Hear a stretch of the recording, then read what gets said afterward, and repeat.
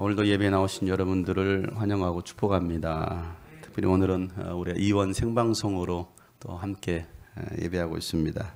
우리 전국에 또 해외에 계신 우리 주님이 꿈꾸신 교회 가족 모든 분들에게도 동일한 하나님의 은혜와 축복이 있기를 예수 이름으로 축복합니다. 그래서 우리 전국 현장에 나가 있는 우리 죽은 가족들 한번 불러보는 시간을 갖도록 하겠습니다. 인천에 있는 우리 박신유 자매 가정 한번 불러볼까요? 인사 좀 해주세요. 안녕하세요. 네, 반갑습니다. 또 함께 예배해서 감사하고 축복합니다. 우리 인천교회입니다. 필리핀 현지에 나가 있는 해외이죠. 우리 필리핀에 있는 우리 가족들 한번 불러볼까요? 필리핀.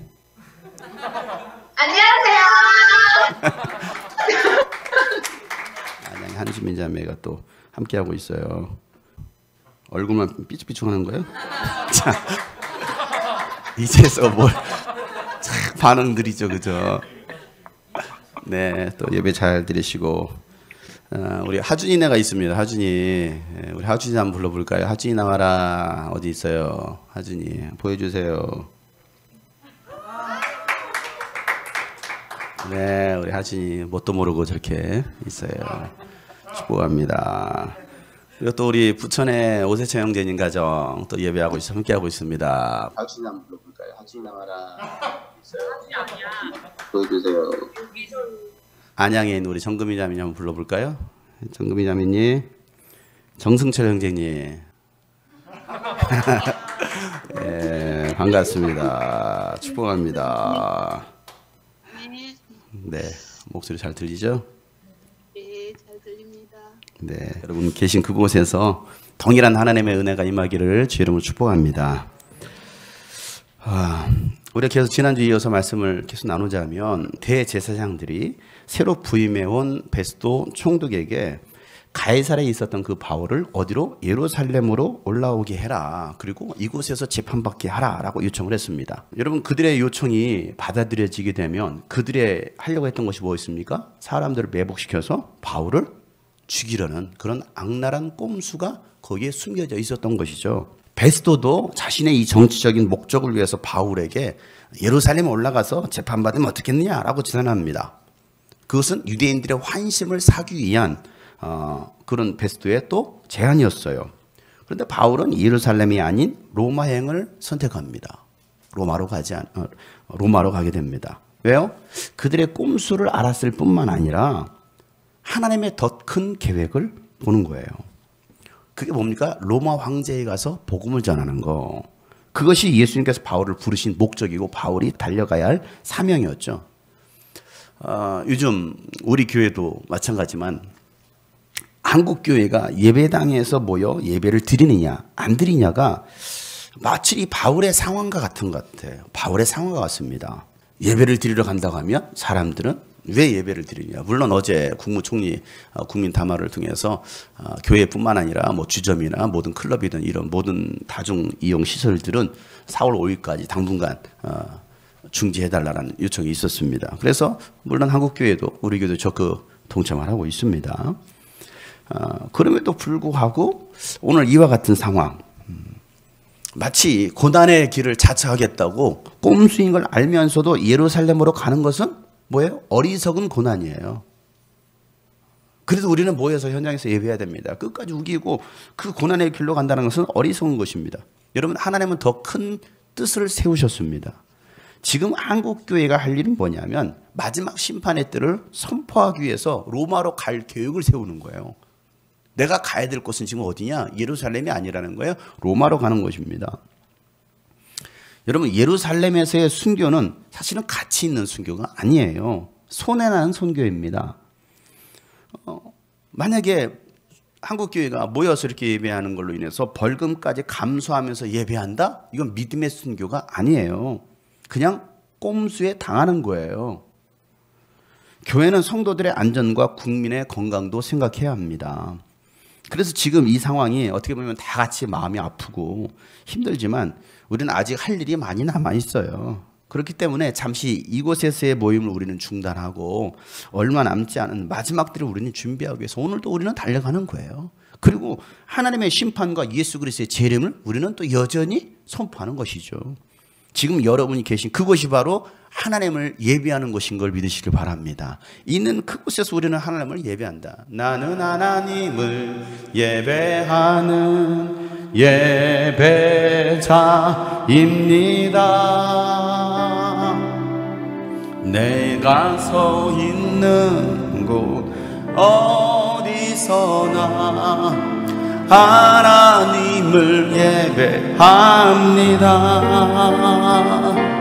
내 영혼 거룩한 은혜를 향하여 내 마음 완전한 하나님 향하여 이곳에서 바로 이 시간 하나님을 예배합니다.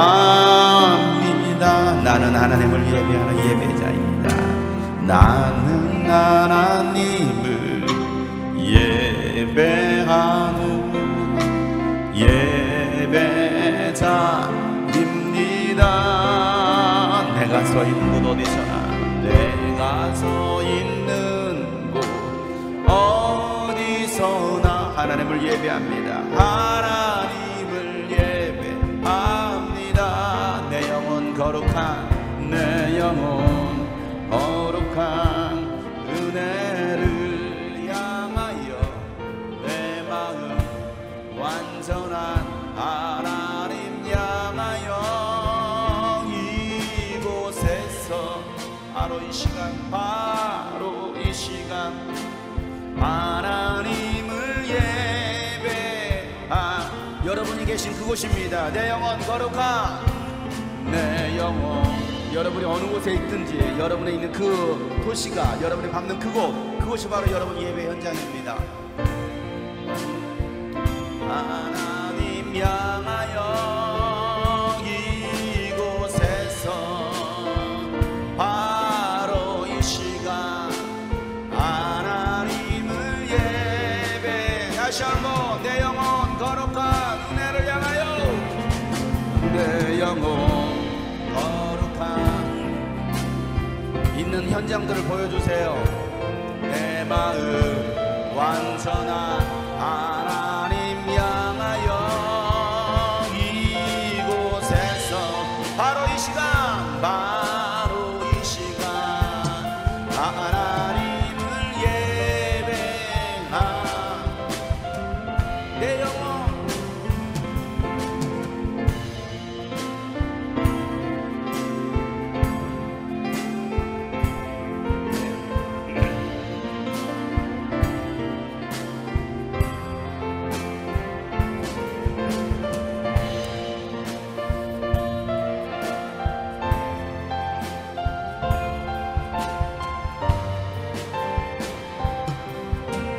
내 영혼 거룩한 은혜를 내 영혼 거룩한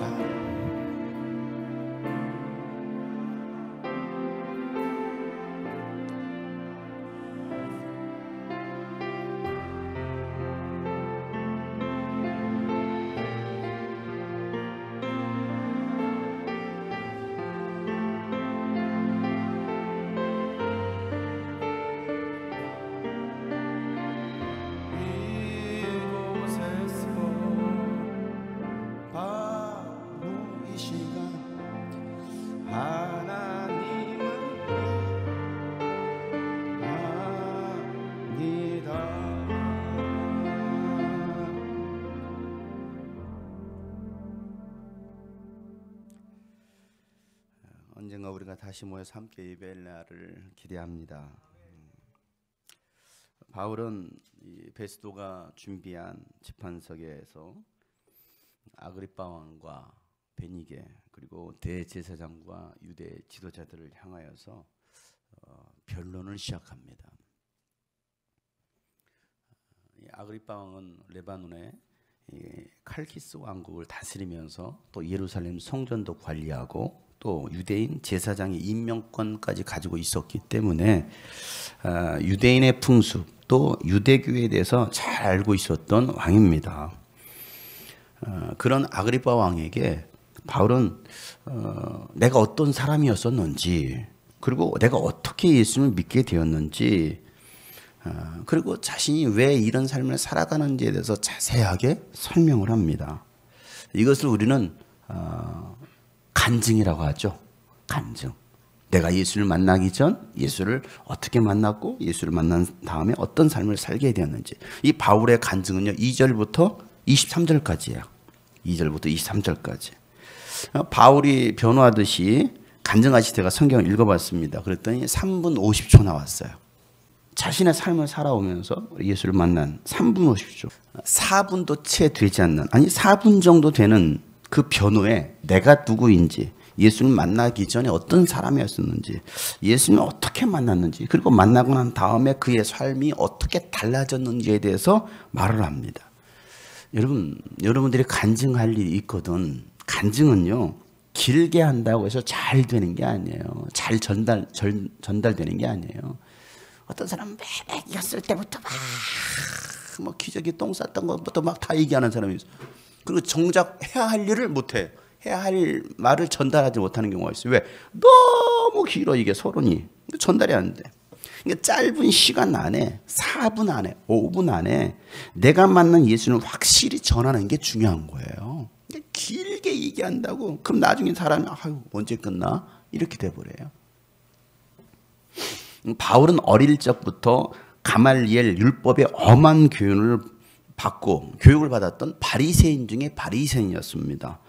26장 5절 말씀에 보면 이렇게 말하죠. 그들은 오래전부터 나를 알고 있었으므로 증언하려고 마음만 먹으면 그들은 내가 우리 종교의 가장 엄격한 팔을 따라 바리새파 사람으로 살아왔다는 것을 인정할 것입니다. 이렇게 말하고 있어요.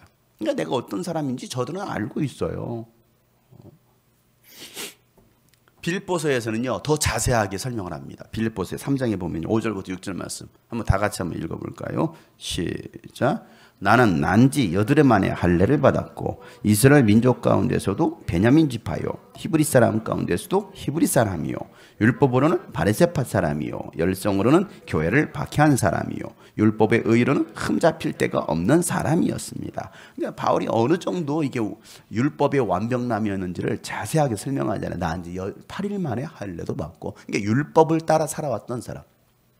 율법의 엄한 교육을 받은 사람이에요. 철저하게 율법화된 사람이에요. 철저하게. 여러분들도 이렇게 사셨죠? 아니에요? 다 이렇게 사는 거 아니에요? 우리는 철저하게 세속화된 모습으로 살아왔어요? 어떻습니까, 여러분? 철저하게 세속화된 교육을 받고 세속화된 가치관을 따라. 왜? 이게 우리나라 우리가 이게 받는 교육들 아닙니까? 바울은요, 유대 종교인들 중에서도 가장 엄격한 무슨 파? 양파, 대파, 쪽파, 무슨 파? 바리새파. 뭐라고요? 바리새다고요. 바리새파예요. 바리새파. 사람으로 살아왔어요. 그리고 유대인들이 바라는 약속의 소망을 가지고 살았습니다. 유대인들이 가지고 있는 약속의 소망. 그 약속의 소망이 뭘까요? 유대인들이 가지고 있는 약속의 소망이 뭘까요? 그건 부활의 소망이에요. 약속은 부활의 소망. 마가복음 12장 26절부터 27절 말씀을 보면 죽은 사람들이 살아나는 일에 관해서는 모세의 책에 떨기나무 이야기가 나오는 대목에서 하나님께서 모세에게 어떻게 말씀하셨는지를 너희는 읽어보지 못하였느냐? 하나님께서는 모세에게 말씀하시기를 나는 아브라함의 하나님이요 이삭의 하나님이요 야곱의 하나님이다 하시지 않으셨느냐? 하나님은 죽은 사람들의 하나님이 아니라 살아있는 사람들의 하나님이시다. 너희는 생각을 그게 잘못하고 있다. 이 말씀은요, 부활을 믿지 않는 한 파가 있어요. 어떤 파일까요? 사두개파. 사두개. 머리가 4개다. 사두개파가 있어요. 이들은 뭘 믿지 않아요? 부활을 믿지 않아요. 부활을 믿지 않아요. 그들에게 하셨던 말씀이에요. 왜? 부활이 없다고 하니까 예수님께 트집 잡으려고 왔어요. 형제가 몇이 있는데 첫째가 해서 죽었다. 그래서 둘째에게 또 그 아내가 갖고 둘째 죽고 셋째 죽고 넷째 다섯 일곱 다 죽었다. 그럼 이 아내는 도대체 누구의 아내냐? 말도 안 되는 거 가지고서 이렇게 시비를 걸려고 하는 사람들. 비기독교인들 가운데 보면 정말 말도 안 되는 거 가지고서 시비를 걸려고 그래요. 그러니까 부활을 믿지 않는 그들에게 하셨던 말씀. 그런데 바리새파 사람들은 뭘 믿어요? 부활을 믿어요. 부활을 소망하고 살아갑니다. 그러면서 나는 아브라함의 하나님이요, 이삭의 하나님이요, 야곱의 하나님이다 라고 모세에게 하셨거든요. 모세에게. 이 말씀은 모세 시대에 아브라함, 이삭, 야곱이 있었어요, 없었어요? 당연히 없었죠. 그 후대 사람인데 모세는. 그런데 하나님은 뭐라고 하면 나는 아브라함의 하나님이고 이삭의 하나님이고 야곱의 하나님이야 라고 말씀하십니다. 이 말이 무슨 말이에요? 그들은 육신은 죽었어요, 살았어요? 죽었지만 나는 그들의 하나님이야 라고 말하고, 나는 죽은 자의, 그리고 나 다시 말씀이, 나는 죽은 자의 하나님이 아니라 산 자의 하나님이다 라고 말하고 있습니다. 그러니까 그들은 믿음을 따라 산 사람들이에요. 믿음, 어떤 믿음? 부활에 대한 믿음. 그 믿음을 따라 산 사람들이기 때문에 나는 죽은 자의 하나님이 아니고 산 자의 하나님이다 라고 말씀하고 있어요. 그들은 반드시 다시 산다라는 것이죠. 바울은요, 이 부활의 소망 때문에 유대 사람들의 고발을 당했다라고 얘기하고 있습니다. 그러면서 그곳에 있는 사람들에게 뭘 전하고 있어요? 부활에 대해서 전하고 있는 거예요. 부활에 대해서. 자, 8절 말씀이죠. 다 같이 한번 읽어볼까요? 전국에 계신 우리 성도 여러분, 다 같이 8절 말씀을 읽어보겠습니다. 시작. 여러분 어찌하여 하나님께서 죽은 사람들을 살리신다는 것을 믿을 수 없는 일로 여기십니까? 라고 말하고 있어요. 그러니까 부활을 소망하면서도 또 믿는다고 하면서도 하나님께서 죽은 사람들 가운데서 살리신다는 것을 뭐하지 못하고 있다? 믿지 못하고 있다는 거예요. 내가 부활을 믿는다고 하면서. 다시 말하면요, 천국과 지옥이 있어라고 믿는다고 하면서 정작 이 땅에서의 삶을 보면 믿지 않는 사람처럼 살아가는 거예요. 천국과 지옥. 왜? 지금 당장 천국과 지옥이 보여지지 않으니까. 지금 이 시간도 마찬가지. 우리가 하나님 앞에서 예배한다고 하지만 과연 우리가 정말 하나님의 내 예배를 받으시나? 믿느냐? 믿느냐? 믿는다면 우리가 여러분 어떻게 예배할까요? 믿는다면 뭔가 예배하는 자세가 달라지겠죠. 그렇죠? 제가 그런 말을 했습니다. 우리는 모니터를 보면서, TV를 보면서, 유튜브를 보면서 시청자가 되지 마라. 이런 상황 속에서 시청자가 되지 말고 뭐가 되자? 예배자가 되자라고 했어요. 예배자. 여러분, 여러분 있는 그곳에서 하나님을 예배할 수 있는 예배자가 될 수 있기를 축복합니다. 그래서 예배하는 자세로 제가 집에서 계시는 분도 옷도 단정하게, 정장도 갖춰 입고 반듯하게 어떻게 하셔요, 다들? 다시 한번 봐야지. 어떤 자세로 예배하고 있는가 한번 봐야겠어. 예. 그렇지. 이제서야 자세를 바로 잡고 있네. 예. 발은 왜 올려? 예. 그렇죠. 예배자의 자세, 반듯한 자세. 예. 우리가 있는 그곳에서 하나님, 어느 곳에 있든 우리가 정말 하나님 정말 우리 예배를 받으신다는 그런 마음.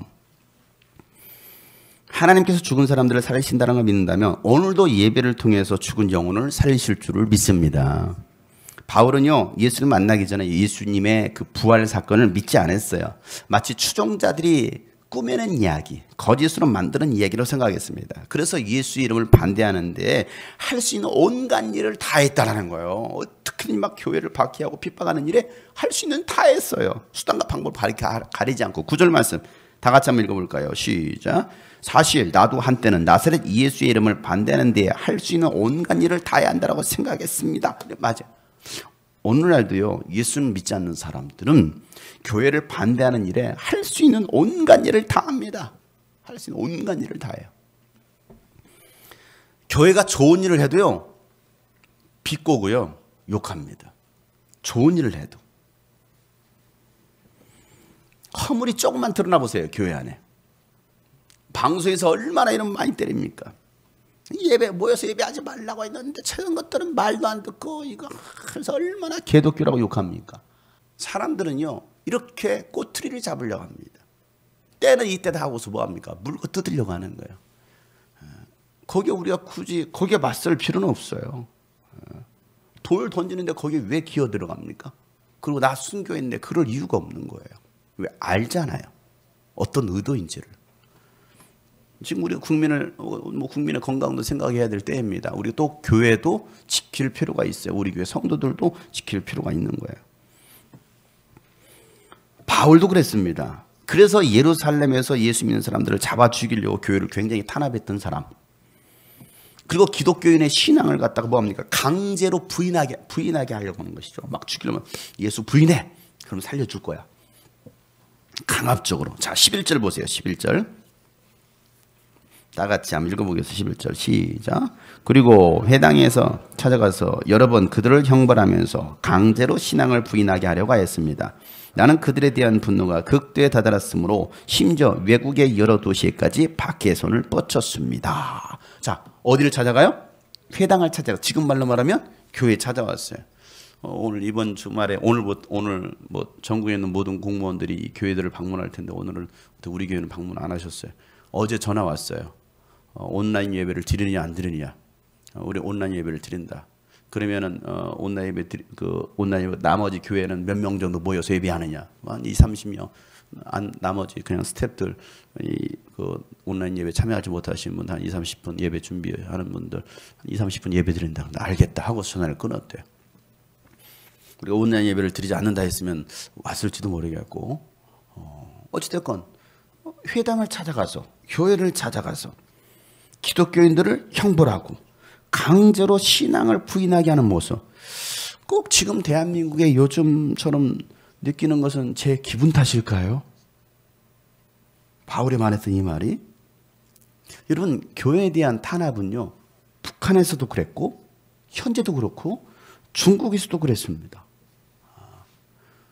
어떤 목사님이라는 분이 북한에도 종교의 자유가 있습니다. 이런 발언을 했어요. 며칠 전에. 그분은 북한을 들락날락 하는 분이래요.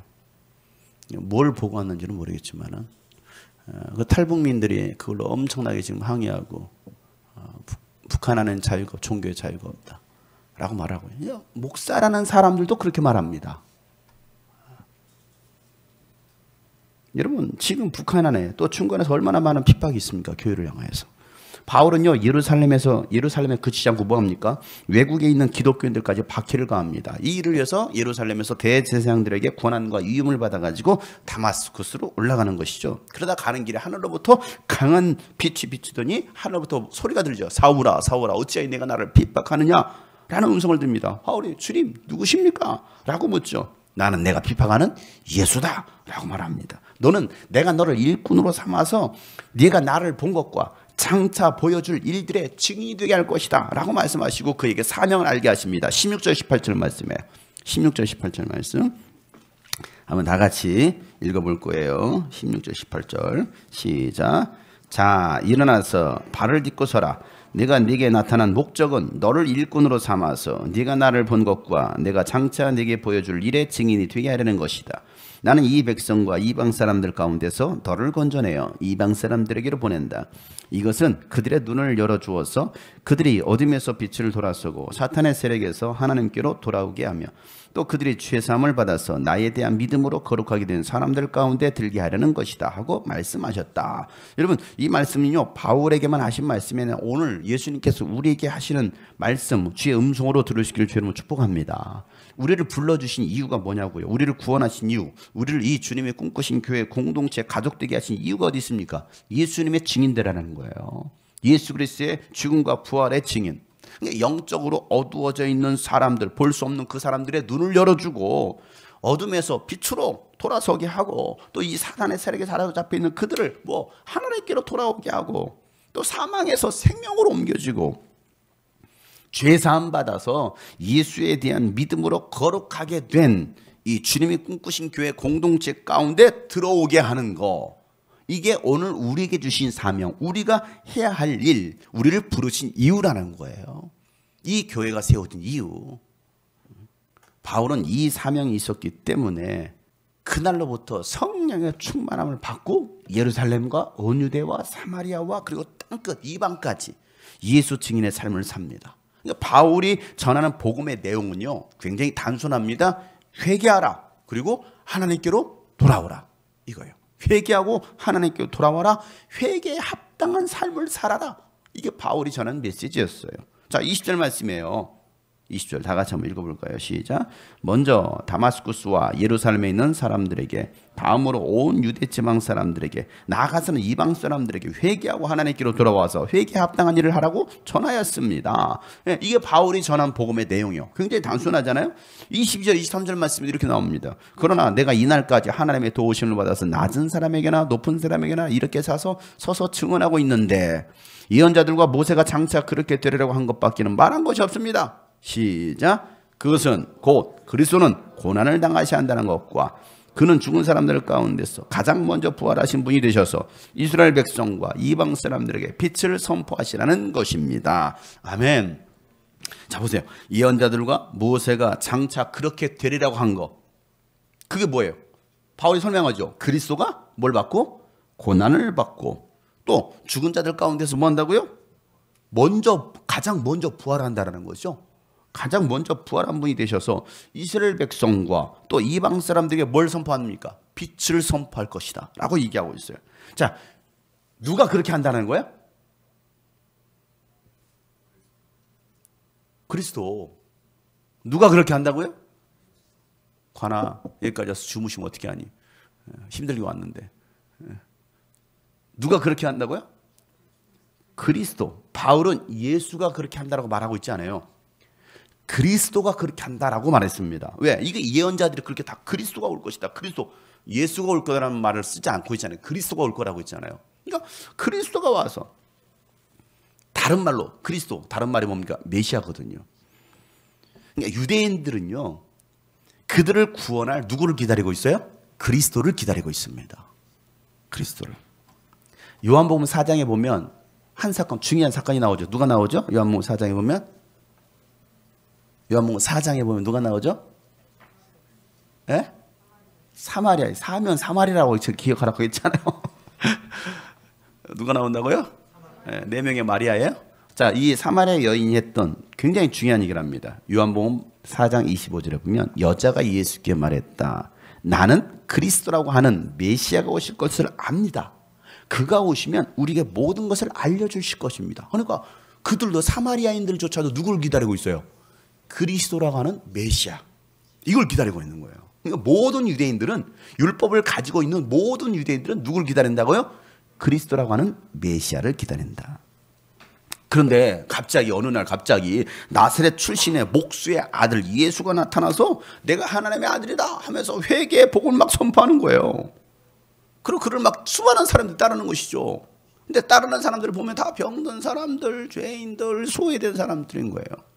그러니까 쉽게 말해 종교인들이 볼 때 이 유대인들이 생각했던 왕의 모습이 아닌 거예요. 뭐 백마탄 이만희처럼 백마를 타고 와서 하면은 역시 그리스도시구나 이럴 건데, 나귀 새끼 타고네. 나귀 새끼 타고 들어가. 백마를 탔으면 역시 그리스도 할 건데 아니잖아요.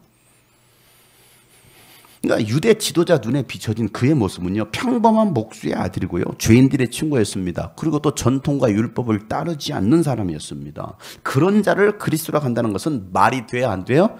안 됩니다. 그런데 바울은 이 모세와 예언자들이 예언한 자가 바로 그리스도 예수다라고 말하고 있는 거예요. 그였다라고 얘기하고 있는 거예요. 그리스도는 누구다? 예수다. 이걸 설명하고 있는 거예요. 자, 그 말을 듣고 있었던 베스도 총독 큰 소리를 치면서 내가 미쳤구나! 이렇게 소리치면 내가 미쳤구나! 너의 많은 학문이, 그는 굉장히 공부를 많이 한 학자잖아요. 내가 너무 많이 공부해서 그 공부가 너를 미치겠구나! 라고 말을 합니다. 그 말을 들었던 바울 뭐라고 말하면, 아니요, 나는 미치지 않았습니다. 나는 굉장히 맑은 정신으로 얘기하고 있습니다. 이렇게 하고 있습니다. 어떤 정신이요? 하게마, 맑은 정신으로.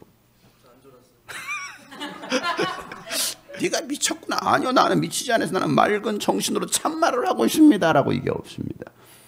예수님의 고난과 십자가 사건 그리고 부활의 사건은 아무도 모르게 일어난 일이 아니라 모든 사람들이 다 아는 사건이라는 걸 말하고 있어요. 그렇죠. 몰래 해서 한 게 아니냐. 몰래 한 게 공개 처형당했잖아요. 예수님은 모든 사람 다 보는 곳에서 공개 처형당했단 말이에요. 그렇습니다. 오늘날 예수 그리스도의 십자가의 죽음, 부활의 사건 모르는 사람이 있을까요, 없을까요? 모르는 사람이 거의 없죠. 이건 공개된 거예요. 다음 달이면 부활절이 있습니다. 다음 달 원래 4월 둘째 주입니다.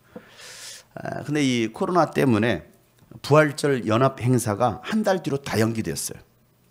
4월 때는 하지 않고 5월 때는 하겠다라고 다 연기됐습니다. 여러분 부활절 모르는 사람이 있어요? 부활절만 돼보세요. TV 켜보세요. 다 부활절에 관한 얘기를 합니다. 안 믿는 사람들도 부활절이 무슨 날이라는 걸 알아요? 예수라는 사람이 뭐 했다? 살아났대. 이렇게 알고 있습니다. 2000년 전 예루살렘에서 있었던 예수님의 십자가의 사건과 부활의 사건은 수천 년 전 예언자를 통해서 하나님께서 말씀해 주신 그 예언이 실제로 일어난 사건인 거예요. 이게 성경은요, BC 1500년경부터 약 3만 5천 개나 되는 예언들로 이루어진 책입니다. 역사서이자 예언서인 성경은요, 예수님에 대해서 자세하게 예언하고 있어요. 예수님은 그 예언대로 이 땅에 오셨고 고난도 받으셨고 또 죽으셨다가 3일 만에 부활하신 그리스도시다. 우리가 지금까지 기다렸던 그 그리스도시다 라고 바울은 지금 누구에게? 이 아그리빠 왕에게 말하고 있는 거예요. 거기 있는 사람들 다 들으라고. 그러면서 아그리빠 왕이 당신 왕 임금님 예언자를 믿으십니까? 저는 믿으시는 줄 압니다. 이렇게 말해요. 예언자를 믿으십니까? 예. 예언자를 믿으신 거 나는 압니다. 하면서 그 왕에게 또 복음을 전하고 있습니다. 그러자 아그리빠 왕이 뭐라고 합니까? 그대가 짧은 말로 나를 지금 설복해서 그리스도인이 되게 하려는 거요. 임금입니다. 할게. 너무 4시간 나? 그 임금인데 그대가 하면서 막 짧은 말이었잖아요. 바울이 5분도 안 되는, 그죠? 4분 동안 간증했어요. 그리고 다시 또 주고받고 하는 말까지는 5분 정도밖에 되지 않는 그 복음의 핵심이에요. 그 짧은 말로. 여러분 5분 동안 복음의 핵심만을 전한 거예요. 바울은. 여러분 5분이 넘어가면요, 이 핵심이 흐려져요. 또 집중도도 떨어집니다. 설교도 5분만 해야 돼. 굉장히 행복해지죠? 우리 승현 씨. 아니요? 500분 해야 돼. 그래서 여러분 간증은요, 간결하고 아주 명확하게 전달해야 됩니다. 딱 전할 말만 하는 거예요. 딱 전할 말만. 쓸데없는 거 말할 필요가 없어요.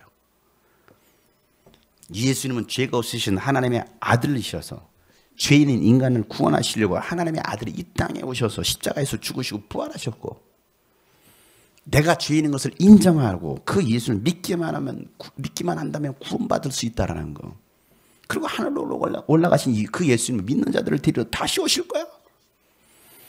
나는 그 예수를 만났고, 그러니 너도 그 예수를 믿어라. 예수 안 믿으면 지옥이야 라고 말할 수 있는, 이게 복음의 핵심 아닙니까? 받아들이고 안 받아들이고는 그 사람이 할 일이에요. 바울은요, 이 아그리빠 왕의 말에 다시 한번 못을 박습니다. 굉장히 확신에 찬 증거인데요. 29절 말씀 다 같이 한번 읽어보겠습니다. 29절 시작. 바울이 대답하였다. 짧거나 길거나 간에 나는 임금님뿐만 아니라 오늘 내 말을 듣고 있는 모든 사람이 이렇게 결박을 당한 것 위에는 꼭 나와 같이 되기를 하나님께 빕니다. 이거야. 꼭 나와 같이 되기를 빕니다. 꼭 나와 같이 되기를. 이런 믿음의 고백이 저와 여러분의 있기를 주의 이름으로 축복합니다. 여러분, 복음 앞에서 당당해지는 그리스도인들. 복음은 적당한 것이 없어요. 이 정도면 적당하지 뭐. 복음은 적당한 것이 없습니다. 이 정도면 되겠지가 아니라 이것 외에는 없습니다. 그리스도면 충분합니다. 예수님만이 답입니다. 기독교가 절대 진리입니다 라고 말할 수 있기를 바랍니다. 결코 물러설 수 없는 이 복음의 사수들이 되시기를 주 여러분 축복합니다. 여러분, 세상이 지금 현재 교회를 옥죄어오고 있어요. 또 믿는 자들을 조롱하고 박해하고 있습니다. 그럼에도 불구하고 우리는 결코 두려워하거나 낙심할 이유가 없습니다. 왜? 우리가 거할 곳은 이 땅이 아니라 영원한 하나님의 나라 부활의 소망이 있기 때문입니다. 사랑하는 주님이 꿈꾸신 교회 우리 가족 여러분, 지금의 위기를 믿음과 지혜로 잘 버티시고 견디시고 이겨내실 길을 바랍니다. 상황은 굉장히 어려워요. 우리가 그러나 우리가 있는 그곳에서 예수 그리스도의 증인의 삶을 살아갈 때 하나님은 우리와 함께 하실 것이고 또 우리를 지키실 것이고 우리를 통해서 많은 영혼들이 복음을 듣게 될 것입니다. 지금 당장 열매가 맺히지 않는다 할지라도 우리는 낙심할 필요가 없는 거예요. 지금 당장 내 손에 뭔가 쥐어지지 않는다 할지라도 우리는 결코 낙심할 필요가 없어요. 세계적인 전염병으로 인해서 사회적 거리두기를 하고 있습니다. 그러나 우리는 이럴 때일수록 더욱 하나님과 거리 좁히기를 하시길 바랍니다. 하나님과 이럴 때일수록. 아니 교회 오는 것은 횟수는 줄어들 수 있어요. 그러나 여러분 하나님과 교회와 멀어지는 것이 아니라 하나님과 가까워지는 하나님께로 더 나아가기를 바랍니다. 예수님과 거리두기가 아니라 예수님을 내 안에 두기. 뭐 하자고요? 예수님과 거리두기? 예수님을 내 안에 두기. 그런 시간, 이런 시간들 되기를 간절히 소망합니다. 지금 사순절 기간이에요. 어쩌면 이 기간에 우리가 더 예수님을 깊이 묵상하고 예수님 안에 거할 수 있는, 이럴 때 우리에게 필요한 게 뭘까요? 하나님의 은혜예요. 이럴 때 나에게 필요한 것은 하나님의 은혜.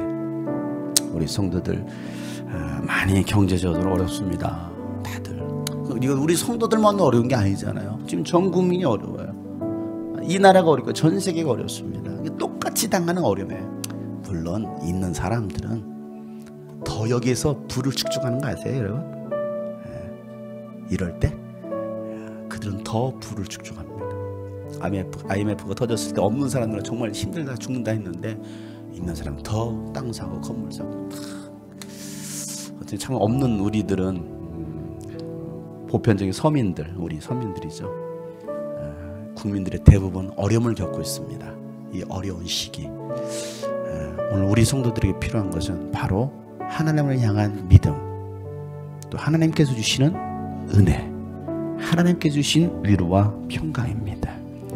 오늘 우리가 그 은혜 안에 살아가길 간절히 소망합니다. 은혜 아니면 살아갈 수가 없네. 호흡마저도 다 주의 것이니 세상 평안과 위로 내게 없어도 예수, 오직 예수뿐이네. 은혜 아니면 살아갈 수 없네. 은혜 아니면 살아갈 수가 없네.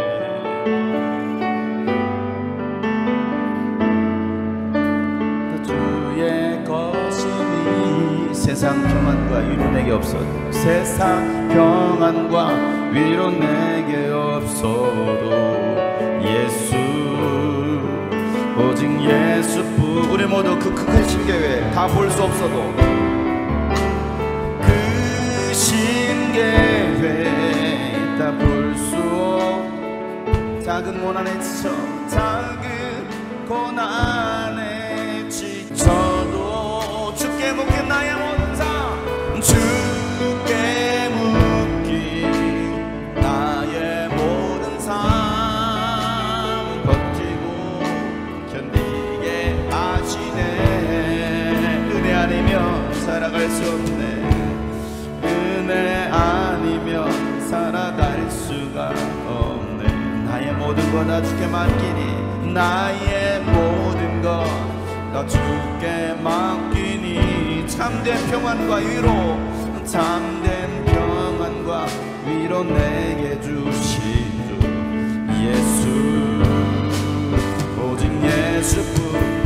그 신계회 다 볼 수도 없고, 그 신계회 다 볼 수도 없고, 작은 고난에 작은 우리 성도들이여 힘내십시다. 다시 한번 주님의 은혜를 붙듭시다. 주께 묶인, 주께 묶인 나의 모든 삶 버티고 견디게 하시네. 그 신계회 다 볼 수 없고, 그 신계 다 볼 수도 없고, 작은 고난에 주께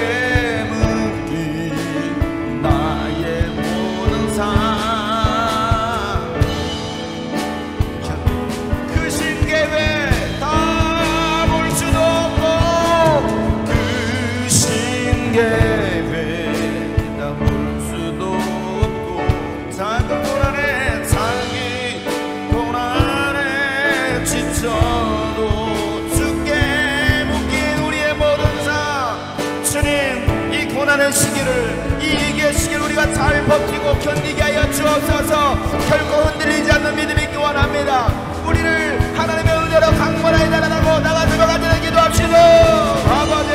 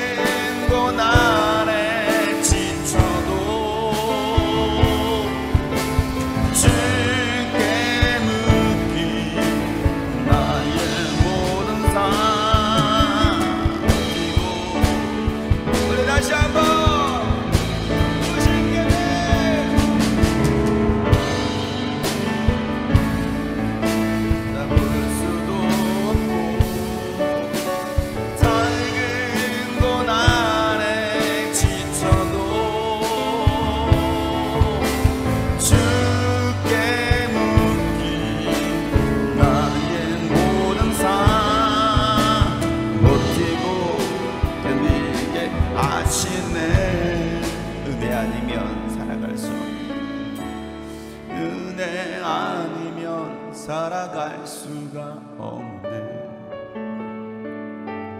나의 모든 것 다 주께 맡기니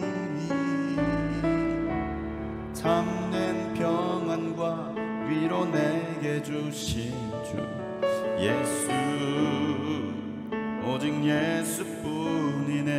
참된 평안과 위로 내게 주신, 참된 평안과 위로 내게 주신 주 예수, 오직 예수뿐이네.